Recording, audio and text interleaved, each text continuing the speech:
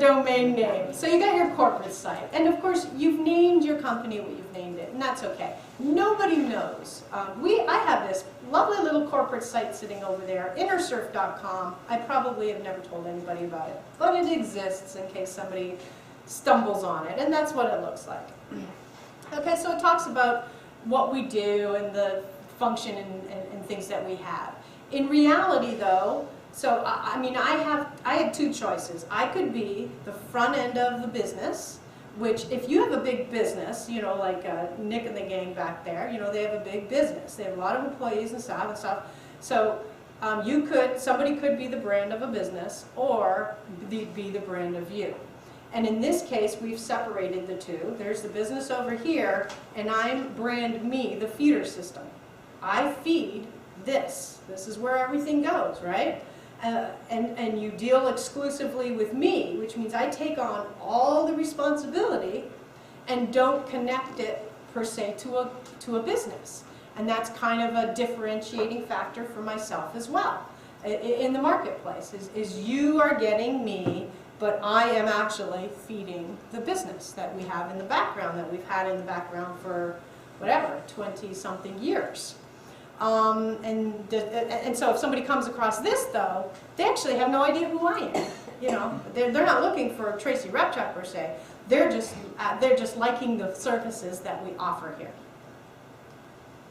And then there's the other end of it, right? So now I have my own personal branded site. In general, though, my site is designed to appeal to media and to booking agents for speaking gigs. That's generally how I've supported this site. It is through that type of traffic. And simply because, in my case, as a speaker, this is generally where I can get a lot of my audience from.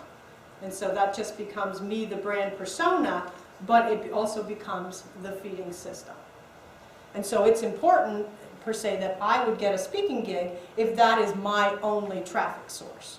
Now, in my case, it's not, but for many cases, speakers, members of the National Speaker Association, NSA, their whole sole income is from speaking. And so they know that they have to attract the booking agent as well. And so it becomes a little different philosophy when you're marketing. And then you can also have a domain name for a sales page. And so that means you have a domain name for your product. So in my case, I have Internet Success Mastery. That's one of the names of my products.